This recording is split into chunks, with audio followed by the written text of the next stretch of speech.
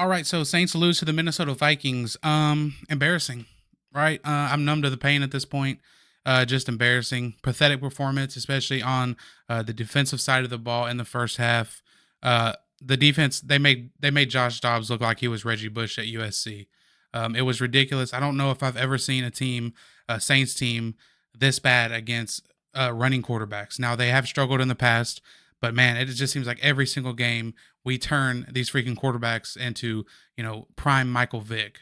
I mean, again, it's Joshua Dobbs, a career backup who, is playing well this season, but the guy has been on the Minnesota Vikings less than 2 weeks.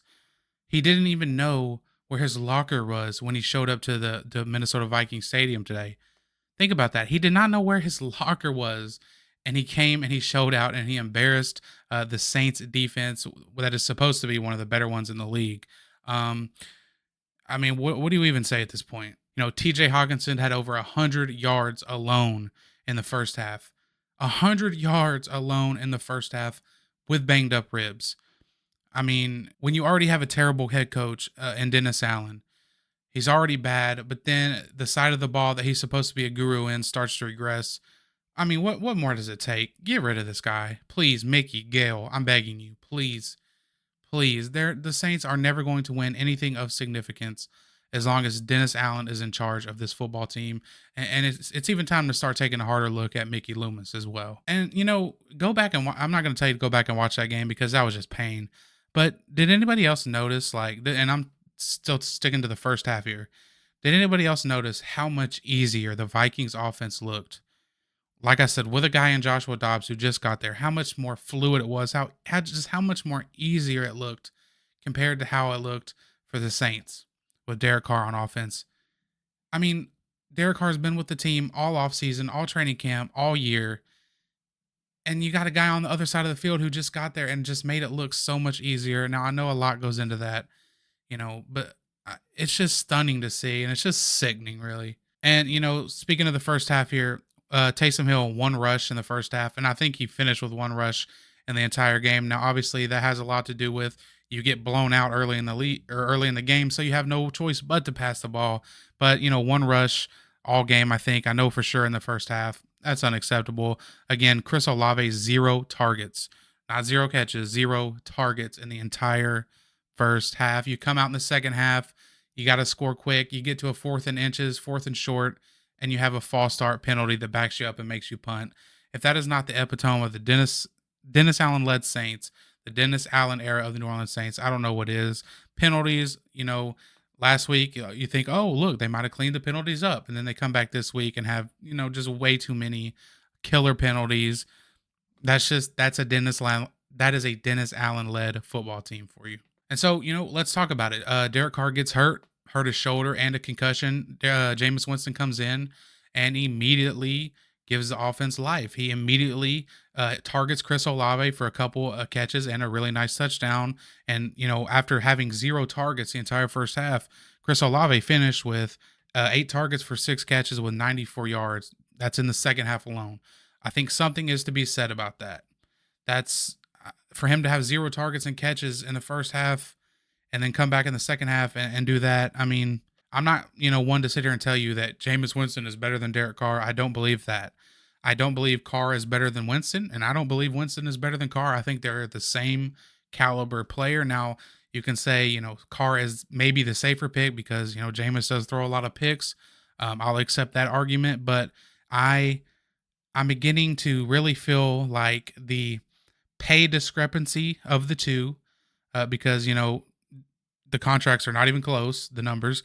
The pay discrepancy of the two quarterbacks do not accurately represent the play discrepancy. They're not, I mean, like I said, they're the same caliber player, but we're paying one guy a lot more. And like I said, Jameis comes in and instantly the offense looks better. And I think that says a lot. The guy comes in mid game, the defense knows you have to pass the ball. He didn't get any first team reps all week at practice, and he still looks, better than your first string quarterback. And again, I'm really not trying to turn this into a quarterback debate. I'm just saying it just goes to show some of the bad decisions that this front office and this organization has made to get to the point that they are at right now. And again with the penalties, right? Saints are driving down the field. Jameis hits Chris Olave down the sideline. I'm pretty sure it was against cover two. He hit him in the whole shot down the right sideline, but it's negated by another penalty. Rashid Shaheed is lined up like 3 yards offsides. Like an offsides penalty on offense is unacceptable. I mean, it's just I can't even put into words how insanely bad that is. An offsides penalty on offense. Like this is a Dennis Allen led football team. I'll keep saying it over and over again. We are over 60 something games into his tenure. He is not magically going to become a good coach. He's just not. I don't understand what more you have to see. And look, I said this earlier in the week. I tweeted it out. I thought that Brian Flores, the Minnesota Vikings defensive coordinator, I said that he was going to have Pete Carmichael and Doug Marone in a blender, and that is absolutely what happened. It gave him all kinds of trouble. Brian Flores coached circles around Pete Carmichael today, and it wasn't even close. The Saints are still or the Saints fall to 5-5, which means they're still in first place of the NFC South because the Falcons and the Buccaneers have both had their bye week, so they're at 4-5. But it's just like it's just prolonging the inevitable. Any games that they win from this point out just prolongs the inevitable of what needs to happen. And I'm scared, and I don't ever want the Saints to lose a football game. I don't. I'm a fan at heart. I don't want them to lose. But winning, like just said, it just prolongs the inevitable. They're not going to win anything of significance with Dennis Allen. If they ever want to be a top team, if they ever want to compete for a Super Bowl, which, correct me if I'm wrong, is that not the goal of football in general, to compete for a Super Bowl? They have to get rid of him. They're not going to win anything with him. And until you do, you're just going to be stuck at mediocre or under mediocre. I mean, and that's the bottom line. And now, the Saints do have a bye week coming up, which is huge. Had some injuries today. Marshawn Lattimore was carted off. Obviously, Derek Carr was carted off. Michael Thomas hurt his knee, was out for the game, although they say it's not serious. And I mean, it's just ugly. And I mean, I don't know. Maybe the Saints are content with being mediocre. And I mean, what can you say? All in all, embarrassing performance, but it's just what we've come used to. It's what we've become accustomed to with Dennis Allen at the helm. It's sad that this football team, this organization has come to this point, but they've tried to play buddy buddy for too long. They've tried this continuity thing that hasn't worked for too long. They have old people on defense that are slow, you know, guys that are on the field shouldn't be on the field. I don't know why Jordan Howden isn't getting more snaps.